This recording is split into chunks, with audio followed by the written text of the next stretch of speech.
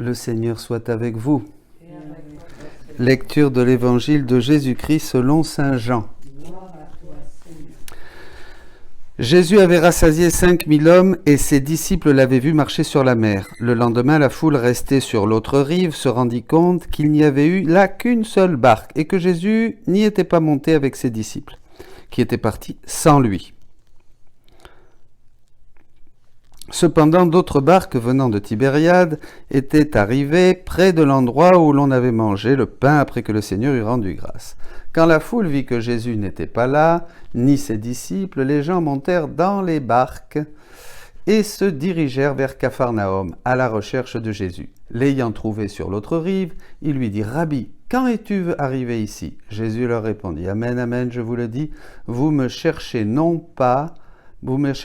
parce que vous avez vu des signes, mais parce que vous avez mangé de ces pains et que vous êtes rassasiés. Travaillez non pas pour la nourriture qui se perd, mais pour la nourriture qui demeure jusque dans la vie éternelle, celle que vous donnera le Fils de l'homme, lui que Dieu le Père a marqué de son sceau. » Ils lui dirent alors « Que devons-nous faire pour travailler aux œuvres de Dieu ?» Jésus leur répondit « L'œuvre de Dieu, c'est que vous croyez en celui qu'il a envoyé. » Acclamons la parole de Dieu. À toi, Seigneur Jésus.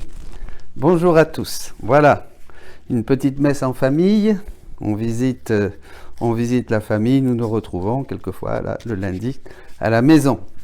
Eh bien, je ne pouvais pas passer outre ce commentaire aujourd'hui qui est tellement nourrissant pour notre vie dans la divine volonté. Alors, reprenons l'évangile et d'abord, la foule est restée sur l'autre rive et se rend compte que Jésus est parti. Les disciples sont partis sans Jésus, dit le texte. C'est une petite indication. Il vaut toujours mieux avoir Jésus dans la barque pour qu'il garde le gouvernail, pour qu'il nous dise où aller et pour faire toutes les choses avec lui. C'est ça, la vie dans la divine volonté. Rappelez-vous, Jésus veut le faire, je le fais avec lui. Jésus veut monter dans la barque, je monte dans la barque. Jésus veut conduire la voiture, je conduis la voiture avec Jésus. Jésus veut faire ceci, on fait tout avec Jésus. On l'invite dans nos actes. Ça, c'est très important, hein, et vous le savez. Alors, là, ils sont partis. Alors, ils sont partis sans Jésus, évidemment. Et les gens se mettent à la recherche de Jésus. Hein, ils passent là-bas, vers Capharnaüm, et il dit « Rabbi, quand es-tu arrivé ici ?» Parce que les gens cherchent Jésus. Tout le monde cherche Jésus. Tout le monde cherche Dieu, d'une manière ou d'une autre. Mais alors là, c'est intéressant, parce que Jésus dit « Vous me cherchez non pas parce que vous avez vu des signes. » Alors, qu'est-ce que c'est les signes ? Vous me cherchez parce que vous avez mangé du pain et vous avez été rassasiés. Évidemment, s'ils voyaient en Jésus le Sauveur du monde et qu'il leur donnait, que tous ces cœurs leur donnaient leur foi, hein, ce qu'on va voir à la fin de l'Évangile, cette foi, mais oui, c'est lui, comme le peuple de la Samaritaine, c'est lui, nous croyons plus sur ce que tu nous as dit, c'est vraiment lui le Sauveur du monde. Ça serait beau. C'est ça que Jésus attend, c'est ça que Dieu attend. Mais pas du tout, comme aujourd'hui d'ailleurs. On cherche Jésus parce qu'on est malade, on a mal au ventre, on a mal aux pieds, on a peur, on est tenté, évidemment, on n'a pas assez de sous pour finir le mois, on a perdu son travail, donc on demande à Dieu qu'il nous aide matériellement, et quand il nous bénit, quand on a ce qu'on veut, on dit merci Seigneur, c'est génial. Quelquefois, Dieu ne nous exauce pas, c'est là qu'il faut se demander pourquoi d'ailleurs. En fait, on cherche Jésus pour des choses matérielles à 90% du temps. Il faut être honnête. Hein. Les choses matérielles, elles vont rester sur terre. Nous allons tous mourir. Bien sûr. Et comme on l'a vu dans un autre enseignement, nous aurons au ciel les actes que nous aurons faits ici, par lui, avec lui et en lui. Tout ce que nous aurons fait par lui, avec lui et en lui, ce sont des vies divines que nous allons retrouver au ciel et qui vont être vraiment source de gloire pour nous parce que nous en serons propriétaires en plus. Parce que ce que nous faisons ici dans la divine volonté, nous sommes propriétaires au ciel. Tandis que ce que nous ne faisons pas ici dans la divine volonté, quand on arrive au ciel, on jouira de ces choses, on l'a déjà vu, mais par la médiation des autres.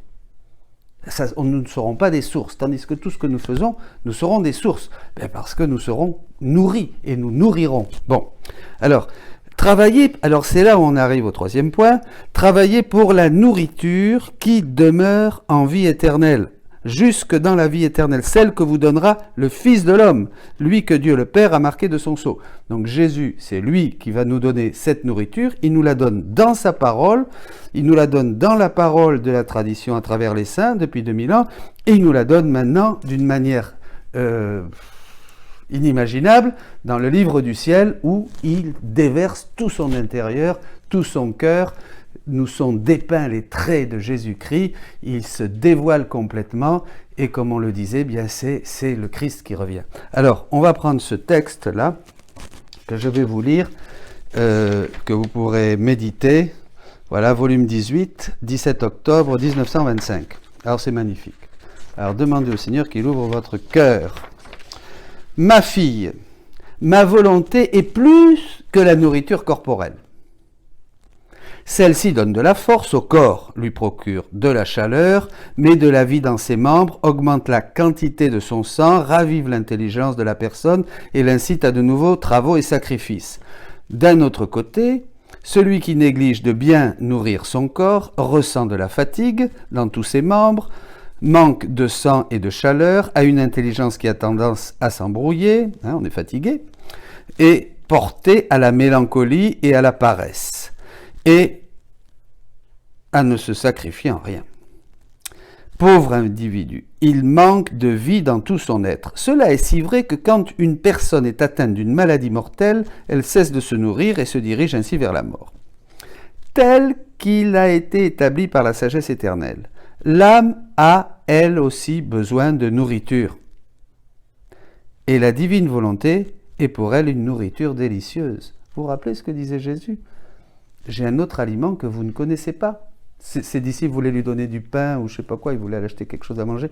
J'ai une nourriture que vous ne connaissez pas. Ma nourriture est de faire la volonté de celui qui m'a envoyé. Il l'a fait, il la vit. Cette nourriture la rend, l'âme, chacun d'entre nous, forte dans la recherche du bien, débordante pour son amour pour Dieu. Dès qu'on s'abandonne à la divine volonté, et donc on cherche à faire la volonté de Dieu et à inviter Jésus à faire tout ce que nous faisons ensemble, tout de suite il y a la paix. Le diable s'en va. On est content. On est abandonné. Elle remplit l'âme de vivacité, la poussant à croître dans toutes les vertus. Alors là, toutes les vertus grandissent, à entreprendre de nouvelles œuvres et à faire de grands sacrifices. Elle se reflète dans l'intelligence de la personne. On a du discernement tout de suite, dès qu'on s'abandonne à Dieu.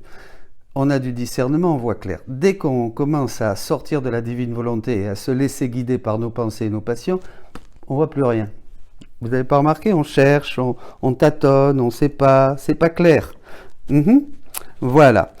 Et l'amène à connaître son Créateur. De mieux en mieux, une bonne connaissance de Dieu, bien sûr. Dès qu'on est dans la divine volonté, on connaît Dieu et de mieux en mieux.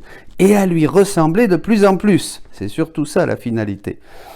Le sang divin abonde dans cette âme et en y faisant croître la vie divine. De plus, cette nourriture est disponible à chaque instant, à chaque respiration, jour et nuit en toutes choses, autant de fois qu'on le désire. Déjà, Sainte Thérèse d'Avila disait que l'obéissance, on peut la pratiquer toujours. Pour communier avec Dieu, disait-elle, la sainte, docteur de l'Église, bien, qu'est-ce qu'il y a ? Il y a 3 modes de communion. La première, c'est la communion avec Dieu par la prière. La deuxième, la communion eucharistique, mais on peut la recevoir qu'une fois par jour. Prier, on ne peut pas toujours prier parce que quelquefois on a des choses à faire, donc on a l'esprit ailleurs. L'Eucharistie, c'est une fois par jour, mais elle dit obéir au Saint-Esprit, on peut le faire, obéir à l'Église, obéir aux choses que Dieu nous montre sur notre chemin, ça on peut le faire tout le temps. Ça, c'est les 3 communions. Mais là, il s'agit de cette nourriture qui est la divine volonté et qui se donne à nous à chaque instant, à chaque respiration, jour et nuit, en toutes choses, autant de fois qu'on le désire. Contrairement à ce qui en est pour la nourriture corporelle, on n'a pas à craindre que si on en prend trop, on puisse être incommodé. Vous voyez, quand on prend trop, à Noël, aux grandes fêtes, on mange trop et on est malade. C'est pas génial. Tandis que quand on se nourrit le plus possible de divine volonté, vous n'avez pas à craindre d'être malade. Il n'y aura pas besoin d'aller chez le docteur. Tout au contraire, plus on en prend, plus on est fortifié et plus on croît. on grandit dans la ressemblance avec son Créateur, image et ressemblance, hein, comme le Seigneur est content. Il voit l'homme, il voit son Fils qui de la dissemblance horrible dans laquelle nous a précipité le péché, hein, et notre volonté propre, il voit l'homme qui peu à peu, de jour en jour, et s'efforçant peu à peu, parce qu'on grandit peu à peu dans la divine volonté, la vie divine grandit peu à peu, hein, je te donne de grandir peu à peu, Jésus le dit à Louisa, eh bien, il devient de plus en plus ressemblant à Jésus. On devient d'autres Jésus. Celui qui ne prend jamais de cette nourriture s'expose à mourir éternellement. Ben ça oui, c'est bien triste. Quant à celui qui en prend rarement, il est faible et inconstant dans le bien, franc en amour, pauvre en sang divin. Pauvre en sang divin. La vie divine est anémique en lui. La lumière de son intelligence est faible au point qu'il ne sait à peu près rien de son Créateur. Bon, une mauvaise connaissance, c'est affreux. Tous ces chrétiens qui ne connaissent pas Dieu, vous savez. Ils le connaissent par ouï-dire, comme disait la Bible, l'Évangile. Là. Elle avait entendu parler, mais quand elle l'a touché par derrière et qu'elle a senti la force, elle a été guérie. Vous voyez, et c'est comme Pierre aussi, il suivait Dieu de loin, il suivait Jésus, il y avait une distance, ça c'est pas bon. Soyez chrétiens. Soyez pas chrétiens à moitié, mes amis, ça sert à rien. Moi je me le dis tous les jours, hein, parce que je fais partie du lot qui est souvent chrétien à moitié, ben, je m'efforce. Il faut s'efforcer. Vous voyez, tous les jours, la conversion, c'est tous les jours. Ça, tous les jours, il faut inviter la divine volonté. On ne pourra jamais dire « Ah, ça y est, j'y suis ». Ça n'existe pas. Hein, on ne se rendra même pas compte d'ailleurs si on y est vraiment. Mais c'est les autres peut-être qui s'en rendront compte. Dieu surtout. La vie divine est anémique. Son intelligence est faible au point qu'il ne sait rien ou à peu près rien de son Créateur. Et que par conséquent, sa ressemblance avec lui est faible. Il manque de vitalité dans la recherche du bien. Ah ben ça c'est sûr. Hein. Sans la divine volonté, on n'a pas envie de faire de sacrifice. On préfère se la couler douce, c'est tranquille, on va à la messe le dimanche, on fait quelques petites prières va-vite, avec beaucoup de distractions en plus. Tantôt il manque de patience, la patience avec les autres, hein, zinzin. Tantôt il manque de charité, tantôt de détachement de tout. Oui, alors là, le détachement aussi, ça le bas blesse. Hein. Dès qu'on a quelque chose, poup, on s'attache, on a envie de ceci, on a envie de cela. Enfin, tous les caprices remontent un peu comme un volcan, vous voyez, et ça sort de partout, c'est très joli. Alors, c'est pas génial, oui. Alors, on continue. Bref, privé de l'aliment de ma volonté, les vertus sont comme étouffées en cette personne. Ah, si l'on pouvait voir l'âme privée de cet aliment céleste, on pleurerait sur elle. Pleurez sur vous, plutôt filles de Jérusalem. Il faut pleurer sur vous-même. C'est ça l'esprit d'humilité. Hein. Tellement sont nombreuses les misères et les ordures dont elle est couverte. Eh oui, c'est pas beau. Quand on ne fait pas la volonté de Dieu, on est vraiment une mocheté. On est moche, on n'est pas beau. On n'a pas de lumière. Dieu ne prend pas plaisir à nous regarder. Même il dit à Louisa qu'il y a une odeur nauséabonde. On sent mauvais, on sent la volonté propre. Avec tout ce qu'il y a dans notre cœur. On aurait raison de compatir avec une créature manquant de nourriture corporelle. Bien sûr, quelqu'un pauvre a faim, on l'aide, on lui donne à manger, ça fait de la peine, puisque généralement cela résulte du fait qu'elle manque d'argent pour s'en procurer. Je vois encore tous ces pauvres là qui disent j'ai faim, vous savez, il y en a de plus en plus maintenant avec tous les immigrés, les pauvres, ils sont là. L'autre jour, je n'avais pas de sous pour donner à une pauvre femme, j'ai faim. Et un autre après, une jeune femme encore, j'ai faim. Oh mon Dieu, je me suis dit je vais sortir de la monnaie maintenant pour en avoir toujours à la main. Alors, c'est vraiment triste. Elle manque d'argent pour s'en procurer. Mais l'âme qui se prive de l'aliment de ma volonté mérite condamnation, puisqu'elle rejette un aliment qui lui donne vie et qui lui est offert gratuitement. Alors là, on n'a plus d'excuses. Surtout maintenant que le signe est là, puisqu'on annonce la divine volonté. Encore 2 frères prêtres qui m'ont partagé, qui sont dans la divine volonté cette semaine, c'est merveilleux. Hein, ça vient de partout. Tout le monde découvre cet aliment qui nous donne la vie éternelle. La vie éternelle, c'est qu'ils te connaissent toi. Nous connaissons la divine volonté, nous nous nourrissons de la divine volonté, nous revenons à la règle d'or. Jésus veut le faire, je le fais avec lui. Eh bien, ces actes que nous faisons dans la divine volonté sont notre nourriture. Notre vie spirituelle reprend de la vitalité, reprend de la force, la vie de prière, le désir de faire connaître Jésus. Mais c'est merveilleux, mes amis. C'est une nouvelle Pentecôte, c'est la nouvelle Pentecôte, c'est l'effusion du Saint-Esprit, c'est ce que Dieu veut pour aujourd'hui. Alors, pour terminer, comment on fait ? Comment on va croire, hein, qu'est-ce qu'il faut faire pour travailler à cette œuvre avec la divine volonté ? Eh bien, c'est croire. croire que ce que je vous dis est vrai, croire que tout ce que Jésus a dit dans sa parole aujourd'hui, c'est vrai, croire que ce que Jésus continue de révéler aujourd'hui dans le livre du ciel, c'est vrai. Il faut croire, c'est Jésus la divine volonté, c'est lui qui vient aujourd'hui, il revient le Seigneur et il nous donne à tous cette nourriture. Vivre dans la divine volonté nourrit notre âme. Mes amis, reprenez ce texte, méditez-le, c'est très important. Soyez bénis, bon appétit!